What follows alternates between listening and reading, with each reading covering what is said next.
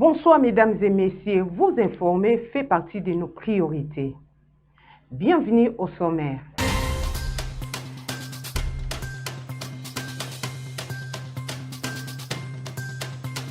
Les ministres de la Santé, en partenariat avec l'Organisation mondiale de la santé, a lancé une campagne de vaccination contre le virus Ebola. Une pétition déposée contre Vital Kamerhe, président de l'Assemblée nationale. L'équipe championne de la RDC Femmes Tichana affrontera les FC Eboloa. Les présidents de la Sierra Leone, Dr Jiris Mahada et Ouagadougou.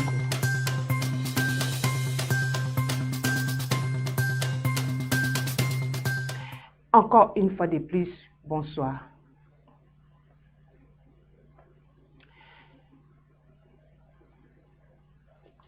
Une pétition déposée contre Vital Kamerhe, le président de l'Assemblée nationale, ce lundi, et quelques membres de son bureau au Palais du Peuple à Kinshasa. Suivez les détails.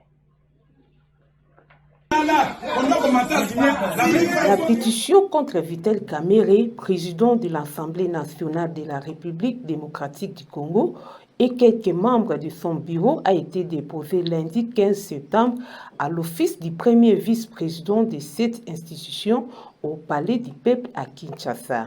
Ce dépôt de pétition signifie, en d'autres termes, que les pardons sollicités par le président de l'Assemblée nationale à l'occasion de la rentrée parlementaire a été refusé. Et ce refus a été explicitement manifesté après cette action au bureau du premier vice-président de la Chambre basse du Parlement. Le droit de pétition est un mécanisme de promotion des droits de l'homme. Il est reconnu et consacré par la Constitution de la République démocratique du Congo. Cette dernière stipule que tout Congolais peut s'adresser individuellement ou collectivement à une autorité publique pour exprimer son mécontentement.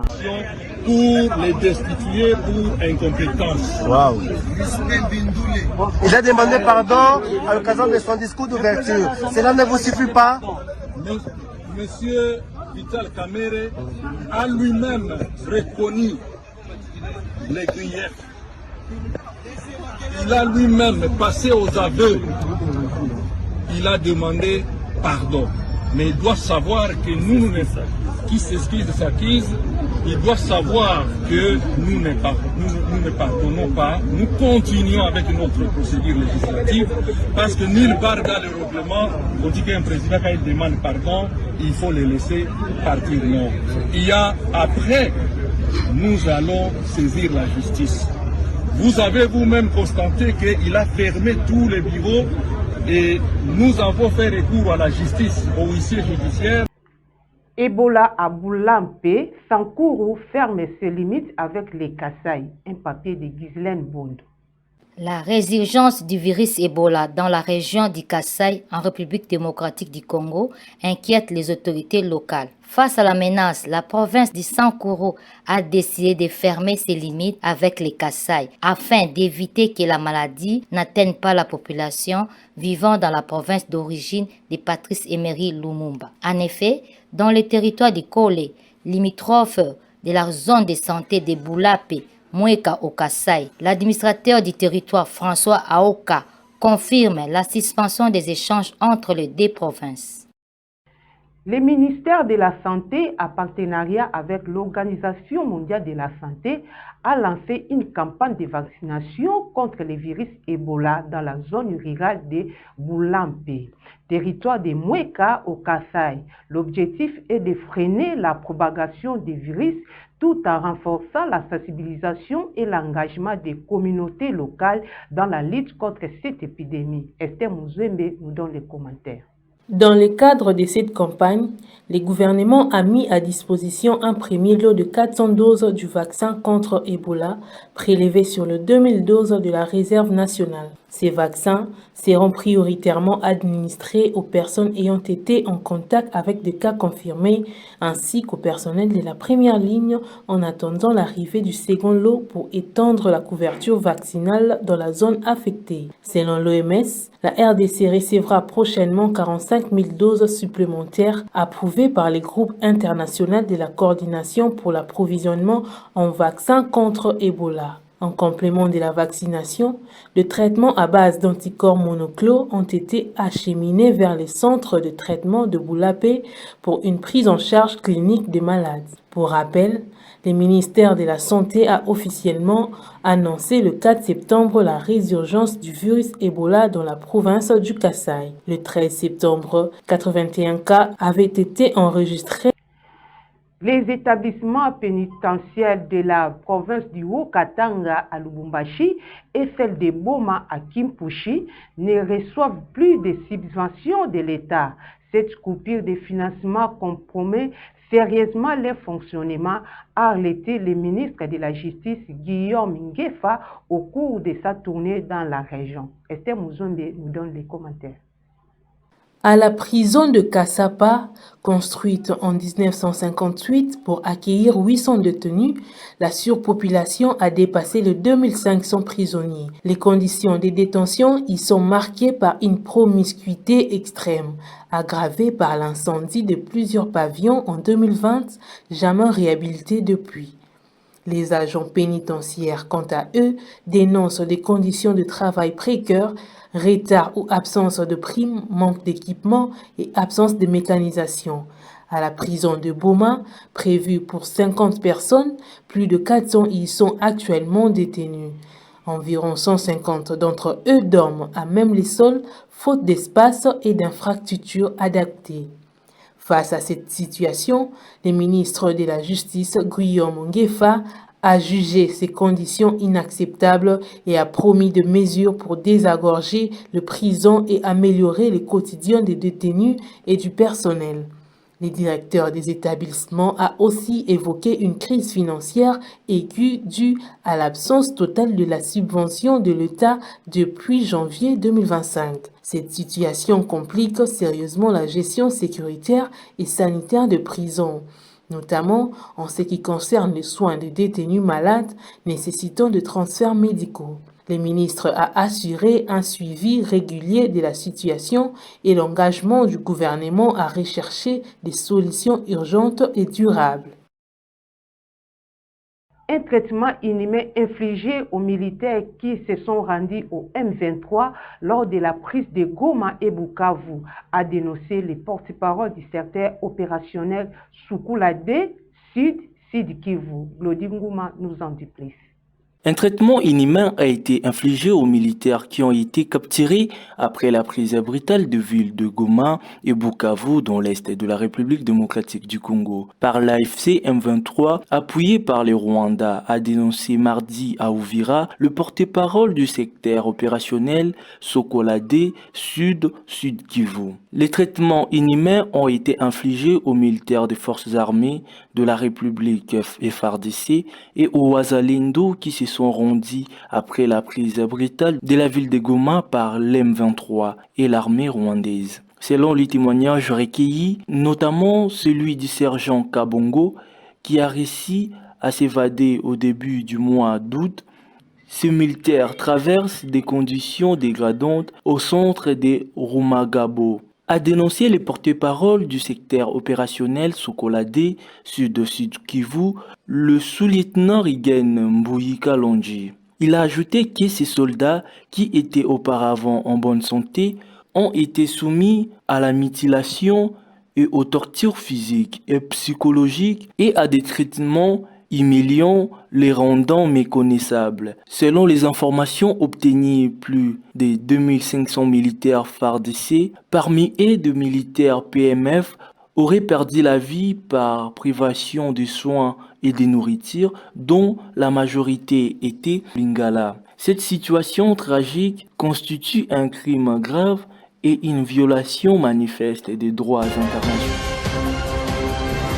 Les forces armées de la République démocratique du Congo, FARDC en sigle, appuyées par les miliciens Wazalendo, ont repris ce lundi 15 septembre le village de Katobi, dans la localité Banakidi, en groupement Kisimba, territoire de Walikale, après de violents combats contre les rebelles de l'AFC M23. Les forces gouvernementales ont délogé les rebelles de leur position installée à Katobi il y a plus d'un mois. Les rebelles se sont retirés vers Mpeti, à 18 km de Pinga.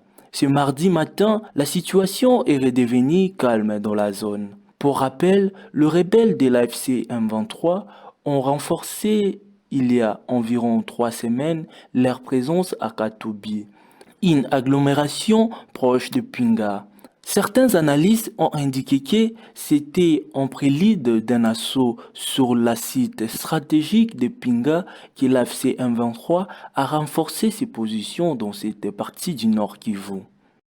Le ministre des Infrastructures et Travaux publics a reçu en audience une entreprise de génie civil ivoirienne désirée d'investir en RDC ce lundi. Suivez les commentaires avec Glodingoma. La RDC est de plus en plus attractive, une entreprise de génie civil ivoirien par le biais de son président directeur général, reçu en audience ce lundi par le ministre des Infrastructures et Travaux publics, s'est déclarée prête à investir en République démocratique du Congo selon un communiqué parvenu à l'ACP. Nous sommes disposés à investir non seulement dans les infrastructures routières, mais aussi dans l'énergie renouvelable et le barrage hydroélectrique, a déclaré Soroni Diabedjan, président général du groupe Shiba Holding, cité dans les communiqués. Selon la source, ce groupe est présent dans plusieurs pays d'Afrique de l'Ouest, notamment en Côte d'Ivoire, au Sénégal, au Bénin, au Ghana et en Guinée-Conakry. Intervient dans 4 secteurs prioritaires, dont les infrastructures, la distribution, le finance et l'industrie. En République démocratique du Congo, le groupe est venu présenter ses atouts opérationnels et proposer un partenariat gagnant-gagnant à l'État congolais. Nous proposons un partenariat sud-sud à l'État congolais et nous sommes prêts à accompagner dans sa dynamique de reconstruction en dupliquant ici ce que nous avons déjà réalisé ailleurs, a dit le directeur général adjoint de Shiba Holding, Shiktan Sila, à l'issue de l'audience. Le directeur général adjoint a rappelé que Shiba Holding a déjà réalisé plus de 1200 km de route en Côte d'Ivoire, un domaine jugé prioritaire par le gouvernement congolais. La délégation a par ailleurs salué la qualité des échanges avec le ministre John Banza, qui a présenté les besoins stratégiques du pays en matière des infrastructures. À cet effet, Shiba Holding s'est dit prêt à apporter des solutions rapides et adaptées dans ces domaines. Grève des enseignants dans la province de Chopo. Plusieurs enseignants sont payés depuis plusieurs mois dans cette partie du territoire national. Semben Ngouma nous donne les détails. Dans les territoires de Bafouassende, 90 enseignants sont arrivés à Kisangani réclamer leur salaire. Il faut noter que parmi ces enseignants, il y a ceux-là qui ont accumulé des arriérés de 10, 6 ou 3 mois d'impayement pour lesquels ils réclament auprès des autorités compétentes. L'équipe nationale de la RDC Femmes M Sichana fera son entrée en lice ce mercredi 17 septembre dans le tournoi qualificatif de la Ligue des champions féminines, zone UNIFAC, où elle affrontera le FC Eboloa du Cameroun. Un papier rendu par Esther Mouzembe. L'ouverture du match découle du tirage au sort effectué le lundi 15 septembre à Malabo, en Guinée équatoriale. Pour cette édition, 5 équipes prennent part au tournoi prévu du 17 au 29 septembre à Malabo. Il s'agit là donc du FA Mchigana de la RDC, FC Eboloa du Cameroun, AC Colombe du Congo, 15 de Agosto de la Guinée équatoriale, TP Elexport du Tchad. Le vainqueur de ces tournois décrochera son ticket pour la phase finale de la Ligue des champions féminines prévue en novembre 2025. Déborah Djema, Miss Univers 2025, porte plainte pour rétention illicite des titres et port illégal de décoration après sa destitution. Suivez les détails avec Glodinguma.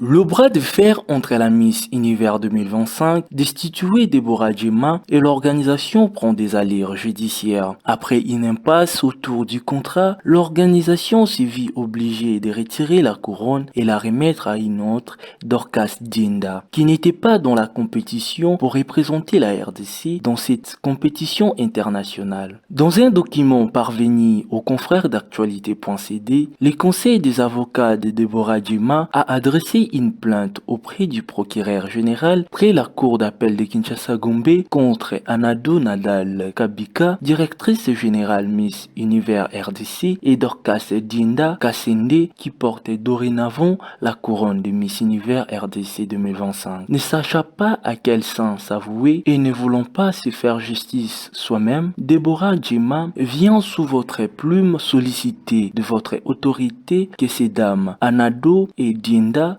soient interpellés au fin d'y être entendus de faits mis à leur charge et au besoin le contraindre à restituer les insignes qui lui appartiennent de droit, peut-on lire dans ces documents. Au cours d'une conférence de presse du samedi 6 septembre dernier, l'équipe d'organisation côté RDC de Miss Univers a tenu à clarifier certaines zones d'ombre autour de la destitution de Déborah Djema de son titre de Miss Univers RDC 2025. Un consensus n'ayant pas été trouvé sur le contrat assigné par la gagnante de ce concours de beauté, l'organisation s'est dit avoir été dans l'obligation de prendre une décision dans un délai très court d'environ 24 heures pour ne pas priver au pays de se voir retirer sa licence d'organisation de cette compétition annuelle. Lik Kayembe, directeur général adjoint de Miss Univers RDC, avait souligné même que la gagnante a choisi de partir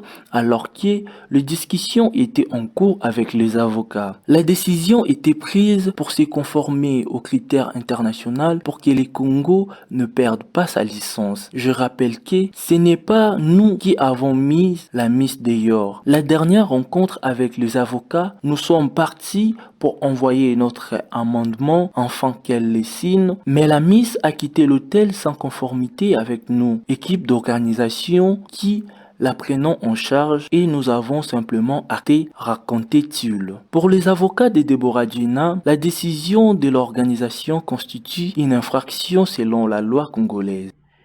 Page internationale à présent, le président de la Sierra Leone, Dr Giris Maada Bio, est à Ouagadougou ce 16 septembre pour une visite de travail et d'amitié. Semen Ngouma nous en dit plus. Le président de la République de la Sierra Leone, Dr Julius Maada Bio, est arrivé ce mardi 16 septembre 2025 à Ouagadougou pour une visite de travail et d'amitié. Il a été accueilli à sa descente d'avion par le président du Faso, chef de l'État, le capitaine Ibrahim Traoré.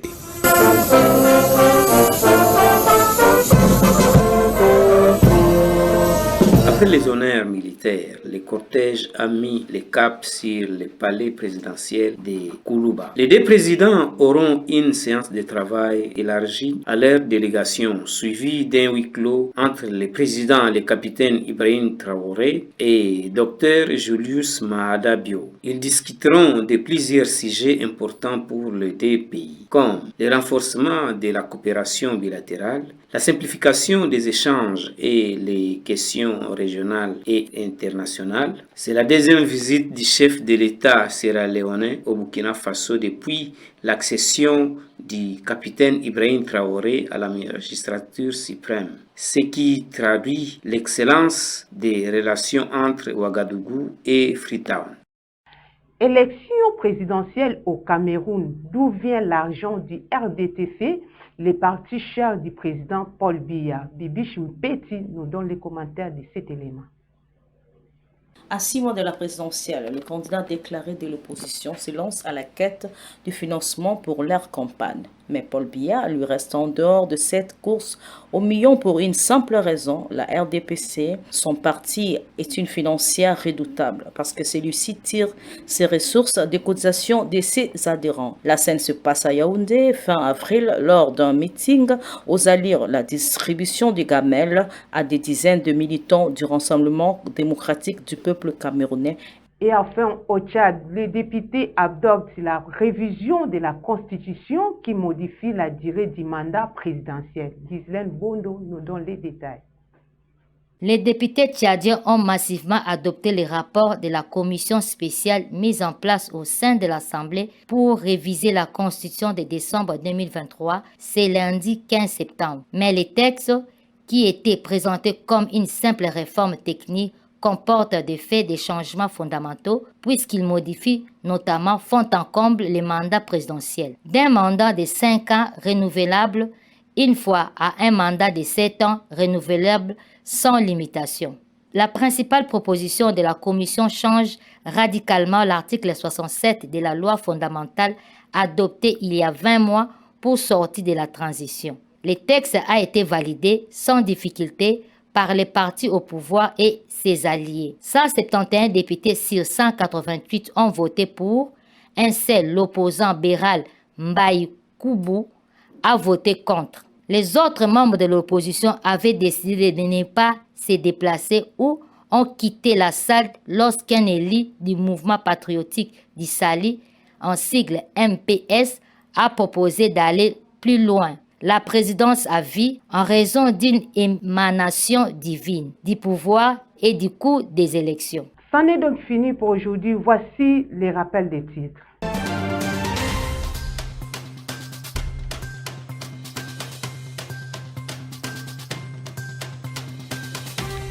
Les ministres de la Santé, en partenariat avec l'Organisation mondiale de la santé, a lancé une campagne de vaccination contre le virus Ebola. Une pétition déposée contre Vitel Kamerhe, président de l'Assemblée nationale. L'équipe championne de la RDC, Far El Tichana, affrontera les FC Eboloa du Cameroun. Les présidents de la Sierra Leone, Dr Juris Maada et Ouagadougou.